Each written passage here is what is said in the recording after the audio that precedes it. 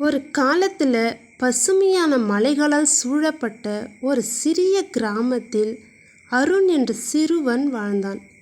அவன் மனம் பொன்னாக இருந்தாலும் ஒரு பெரிய குணக்குறை அவனிடம் இருந்தது. ஏதாவது நடந்தாலே உடனே அவனுக்கு கோபம் வரும். சின்ன விஷயம் பெரிய விஷயம் எதிலுமே அமைதி இல்லை.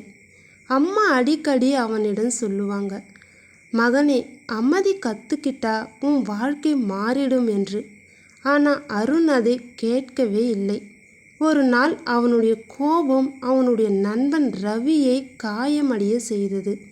ரவியின் கண்ணில் நீர் பார்த்தபோதுதான் அருணுக்கு உள்ளே ஒரு துளி குற்ற உணர்வு வந்தது. அன்றிரவு அருண் வீட்டை விட்டு அமைதியாக வெளியேறினான். அப்பொழுது கிராமத்துக்கு வெளியே பெரிய ஆலமரத்தடியில் அமர்ந்திருந்த ஒரு முதிய சந்நியாசியை பார்த்தான். அருண் அருகே சென்று கேட்டான், ஐயா, எனக்கு கோபம் குறையணும், அமைதி கிடைக்கணும், நான் என்ன செய்வது என்று கேட்டான். முதியவர் அவனை பார்த்து சிரித்தார். அவர் அருணுக்கு ஒரு கண்ணாடி கொடுத்தார். இந்த கண்ணாடியை பாரு, இதில் உன் முகம் எவ்வளவு சீரியஸாக இருக்கு பார். காரணம் என்ன? உன் மனசுக்குள்ள அவ்வளோ கலக்கம் இருக்கு. அமைதி தேவைன்னா ஒரு வேலை செய். நாளை காலை இந்த மலை மேலே இருக்கும் ஏரிக்கிட்ட போ. அங்கே உன் கோபத்தோடு சொல்ல வேண்டியதை சொல்லிடு. அப்புறம் அந்த தண்ணியை பாரு. அருண் அதை கேட்டு வியந்து போனான். என்னது, தண்ணி கூட நான் பேசணுமா என்றான். ஆமாம், தண்ணீரிடம் பேசு, அப்போதான் நீ பதில் கண்டுபிடிப்ப என்று கூறினார்.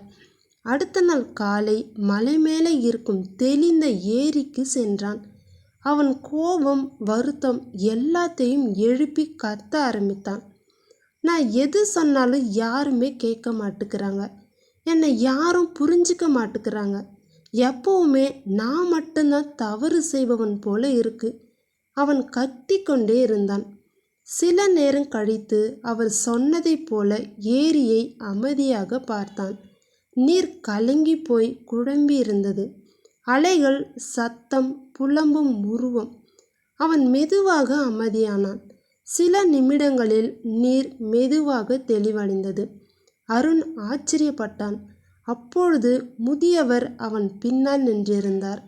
முதியவர் கேட்டார், இப்போ என்ன புரிஞ்சது உனக்கு? அருண் மெதுவாக சொன்னான், நான் கோபப்படும்போது என் மனசு இப்படியே குழம்பி போகுது. நான் அமைதியாக இருந்தால் தான் பிரச்சனை தெளிவாக தெரியும் என்று சொன்னான். முதியவர் புன்னகைத்தார். அதுதான் ரகசியம் மகனே. நீர் போல மனசும் கலங்கினால் எப்பொழுதும் எதுவுமே தெரியாது.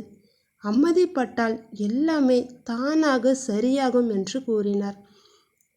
அந்த நாள் முதல் அருண் கோபம் வந்தால் 10 வினாடிகள் அமைதியாக நிற்பான். ஆழமாக மூச்சு எடுப்பான். பேசுவதற்கு முன் யோசிப்பான். சில நாட்களில் அவனுடைய குணம் முழுவதும் மாறிவிட்டது. கிராமத்துக்கே அவன் அமைதியின் அருண் என்ற பெயர் வந்தது. இந்த கதையின் பாடம், கோபத்தில் எடுத்த தீர்மானம் பின்னால் வருத்தத்தை தரும்.